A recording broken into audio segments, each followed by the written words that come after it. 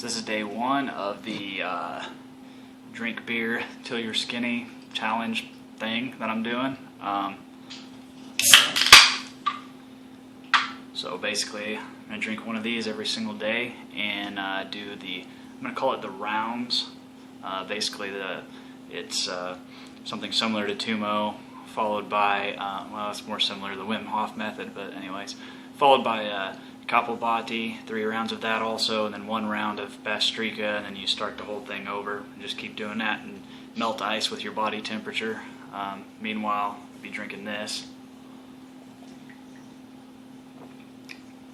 because basically beer is the worst possible thing you can drink if you're trying to lose weight, hence the term beer gut. So basically with that massive amount of carbs, the depressant, alcohol being a depressant, slows down your metabolism, does a whole lot of things that are really bad for weight loss. But Natural Light's what I usually drink just because it does have less carbs supposedly, and not made with high fructose corn syrup or something. I don't know. I heard something like that, but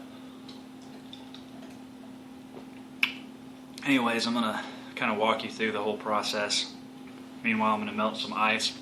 Basically what I'm going to do is I'm going to take a cold shower, and during that I'm going to do the rounds, 3 rounds of g-tummo, followed by 3 rounds of Kapalbhati, followed by 3 rounds of Bastrika, and then basically, or 1 round of Bastrika is what you end it with. But then the whole time you'll kind of see, after the shower's done, I'm going to put some shorts on because nobody's trying to see that, but put some shorts on and then dump a bunch of ice in the bathtub and melt the ice in a couple minutes or however long it takes. Today I'm going to do probably around 30 or 40 pounds of ice instead of 50 or 60.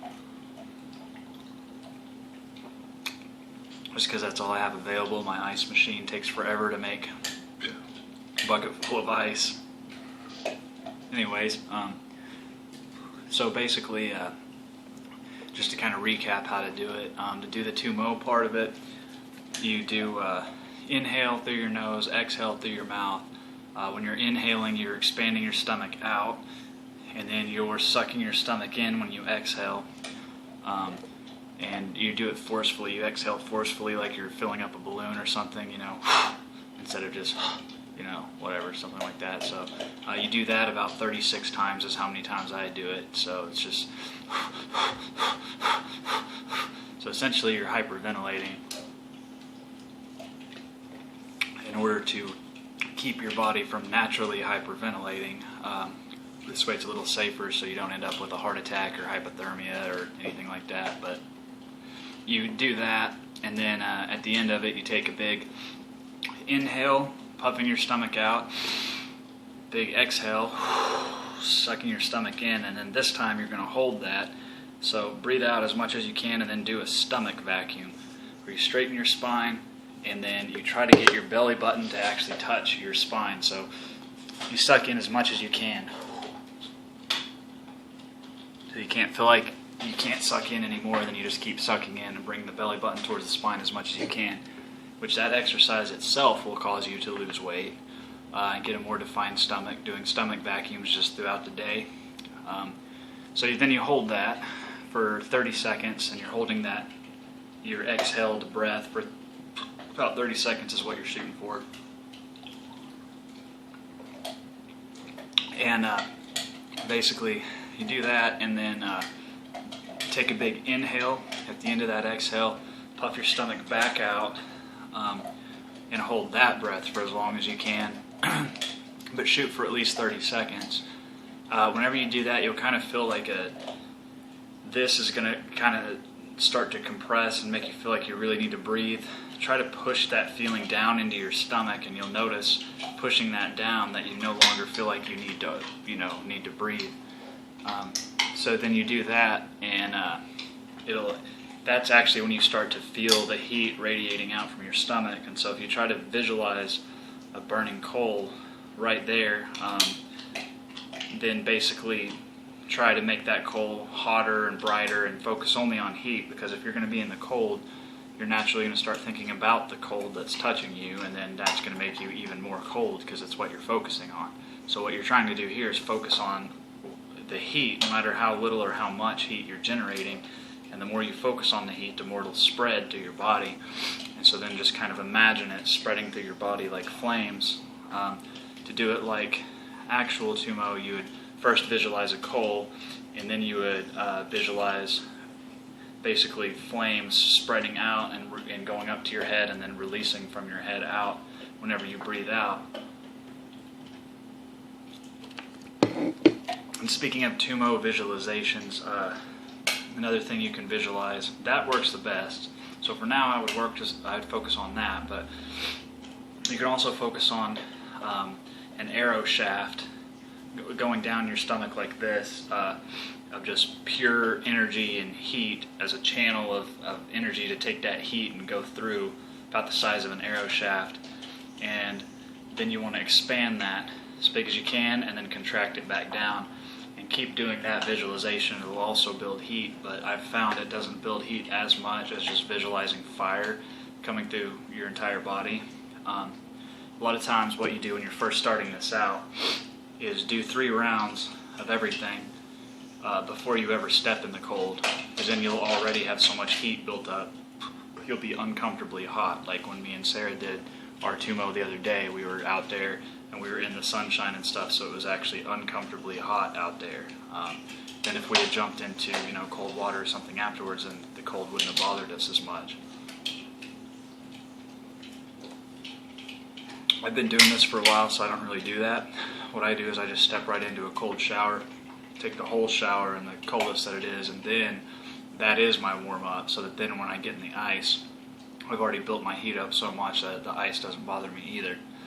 Actually, the initial shock, stepping into the cold water, is what bothers me the most. That's probably what will bother you the most whenever you're first starting this out, is when the cold first hits you, doing 15 seconds may seem impossible. The first 5 seconds you'll be like, oh God, this is the worst thing ever.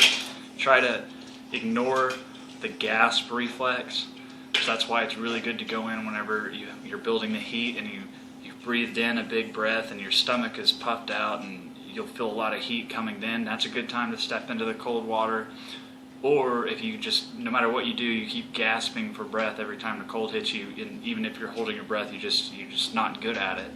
Another thing you can do to force your way through that is do it during your hyperventilated breaths. So you step into the water when you're doing it then, because then you're already gasping, so it's going to fight the gasp reflex. That's another way to do it whenever you're first getting used to doing this. The absolute worst time to go in is whenever you're sucking in your stomach, but I got a trick for that too. So the trick for that, this is from actual tummo, not the Wim Hof method, but actual tummo. Whenever you have done your stomach vacuum, you've breathed out your air. If you find that you're just too cold during that and that you're not building any heat, what you actually do is kind of belly dance. You kind of move your stomach in and out without taking any breaths, in and out and side to side if you can, without moving your hips or your upper body, but do it all with your stomach muscles, and do that in the middle of the cold, because if you're doing that, you'll find that you build your heat quite a bit. It does make it harder to hold your breath though, so only do that if you're feeling really, really cold, just to get your mind focused back on the heat. Another thing that helps is, instead of focusing on the cold, notice and observe that the cold is hitting you, but focus on it as being a good thing, like a cool breeze on a hot day. So then that'll bring your mind back around to where, yeah, you notice the cold, but you're focused more on the heat that's coming up from your chest. Because if you start focusing on the cold is going to get worse. It's mind over matter, so whatever you're focusing on, that's what's going to happen. So that's basically it. Where am I at on time on this? Okay, about 10 minutes, so that's probably about right. I'm down to about this much of the beer, so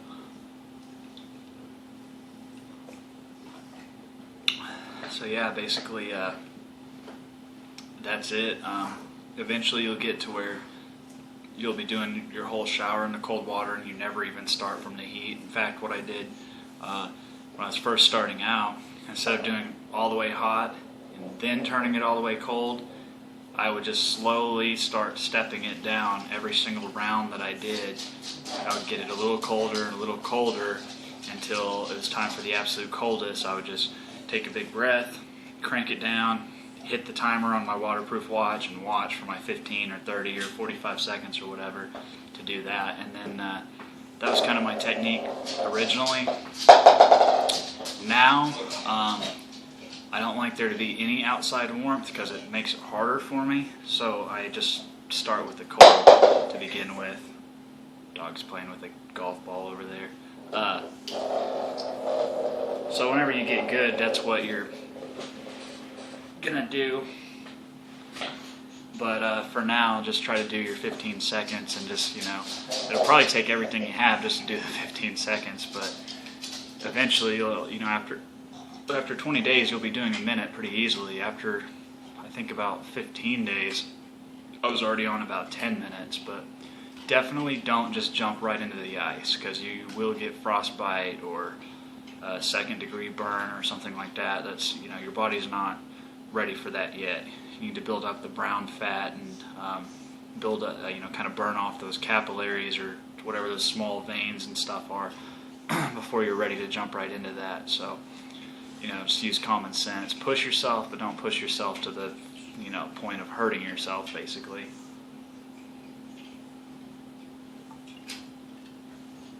Well, that's it for the beer. Let's get skinny.